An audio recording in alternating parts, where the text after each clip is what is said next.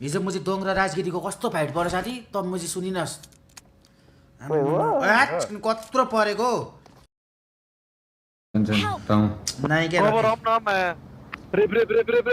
Razai! Yo match के राजधानी खुल्लै रहेछ हो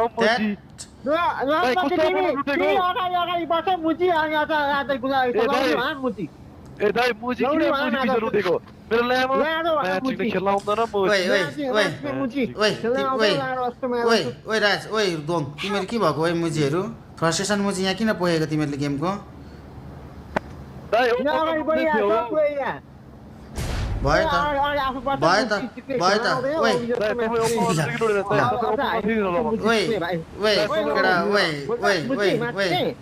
के दाइ के गर्नुहुन्छ दाइ मुजी पागल के गर्नुहुन्छ दाइ ओइ गुला छोड्देऊ न चुप्लाएर बस न मुजी यहाँ मुजी गेम कस्तो भइरहेछ लामो जस्तो दोङ तमन छोड्दे त नभन्दा त्यस्तो छोड्दे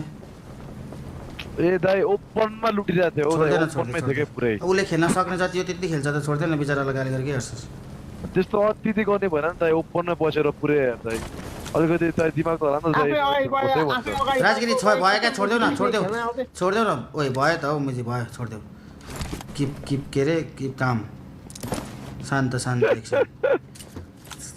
किन जोसिनु बिचारामा यहाँ सब फ्रस्ट्रेट भएर बसिरहेछ क्या छोड्देऊ न चिल भयो क्या सानसानो कुराहरू माइन्ड नगर न दोङमा त पनि त्यसो नभन् न मुझे दाइ सानो यस्तो अति बिल्ला खेलेको सबजना मुझे मै हुँ छ केटाहरू फेरि चिलमा खेल न हो उठ्छ त किल मुझे किन आतिरहेको नसक्ने रहेछ यार अस्ति खेलेको म नि आम्मामा सेक्न नि सेक्ने अलिक फास्ट खेल्न पर्छ क्या दोङसँग खेल्दा उसको क्यारेक्टरलाई नि अलिकति फास्ट गराउनु पर्छ क्या हामीले क्यारेक्टरलाई होइन हो दोङ भाइको अम्ला चाँडो चल्ने रहेछ अति एक्सरसाइज गर्छ जस्तो छ अनि केटाकेटी हो अनि 18 वर्षको मान्छेको औँला छिटो चल्दैन त हाम्रो त औँला चलाउँदा रगटिएर पनि स्लो भइसक्यो अनि केटाहरूले कोले देख्यो हिजो दोङ भाइ र राजगिरीको फाइट आम्मामा र परेको थियो ओपरे परो के को न्युमा हो र दोङ भाइले म्याच खेल्न आउँदैन मुझे राजगिरी गुलाम मुझे भनेर भन्थ्यो नि त्यसरी नै अति फ्रस्ट्रेट भएको थियौँ नि त हामी यसरी भनौँ के भनिस् तैँले मलाई भन्दै मुझे गुलागिरी कम जोसी त कत्रो परो अति फ्रस्ट्रेट भएर बसेको थियौँ क्या साथी हामी हिजो मिसन कट्दै नकटेर म साढे दोङ खेल्दै थिएँ हो दाइ अन्तिममा लास्टतिर हो 1-2 बजेसम्म त हेर्दै थियो 12-1 बजेसम्म त ओपर पर हो मिसन आएको थियो 35 किलको दिएको थियो क्या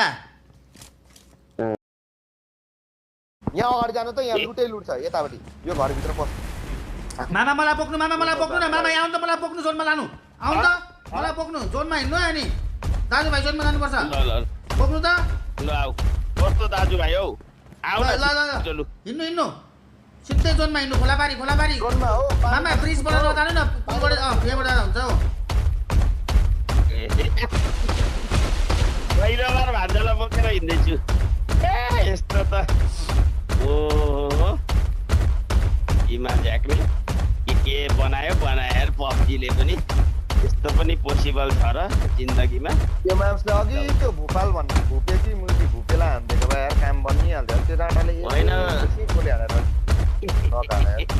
यति भएपछि कहाँ रोक्ने हो भन्छ जतिसम्म टाइम सकिँदैन तबसम्म हिँड्नु न नाइस अझै हान्नु लेफ्ट राइट होइन लेफ्ट फेरि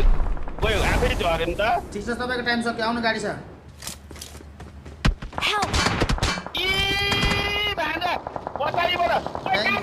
मामा भागेको होइन thank you so much for the delivery यार मामा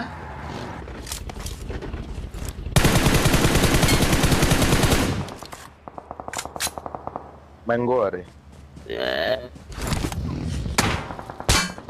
थ्याङ्क यू सो मच है मामा हजुरको लागि पठाउको काम गरिदिनु भयो ला तपाईँलाई अहिले आएर पठाउ भनेर त्यस्तो ठाउँबाट बचाएर ल्याउँदाखेरि यार म्याम अहिले मैले जानेको छु नि त रिभेन्ज भन्ने मामा ल रिभेन्ज चाहिँ कसरी यार इनिमीले तिमीले त्यहाँनिर घोक्रो ठ्याक पाएर त म के गर्नु भन्नु त मामा त्यहाँ के गर्न सक्थेँ मैले कभर दिएर ब्याक फायर गरेर स्मोक गरेर ए त्यत्रो गरुन्जेलसम्म त मेरो पनि गाडा हान्थ्यो अब 16 चिकन हेर्नु के भयो त इन्स्ट्यान्ट कर्मा भन्ने कुराहरूले घरमा पनि छोड्दैन के भाइ ए मामा यार मा कसम मैले जानी गरेको होइन क्या हो नि भाइ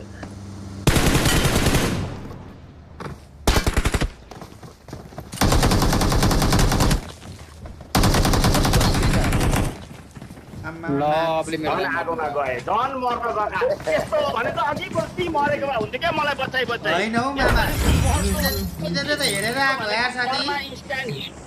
सेबाउ अरे मुजी सेबाउ अरे कफिन अरे म्याच चिकन डुप्लिकेट अरे हेर साथी कस्तो चिकनहरू यार सिधै आए नि हौ 4 जना म्याच चढ्नलाई यार सिधै 4 जना म माथि चढ्न आएँ म बेहोस हालतमा थिएँ सर उनीहरूले मलाई एकदमै नराम्रो काम गरेर जानुभयो जो पुलिस चौकीमा कम्प्लेन लेखाएको क्या ए यस्तो भएको एउटा हिजो जर्सी मैले 100 एउटा त्यहाँ किन गिभअवे गरिनँ भन्दाखेरि जर्सी बोकेर गएको होइन आएसमा आएसै पल्टाउनु खोज्छ यार मुजी मान्छेहरू यार जर्सी भनेपछि क्या आएसको चक्काको छेउछाउमा कुद्छ यार यसो सम्झेँ मुजी यहाँ यसरी जर्सी फेलाफेल गर्नु थाल्यो भने यहाँ मान्छे मुझे हान गरेर मरामार काटाकाट गर्छन् भनेर सबको नाम टिपेर बरु त्यहाँ टोटल 220 कि 225 जना मान्छेहरू कतिजना रहेछ सबको नाम टिपायो सबको नाम र नम्बर छ अब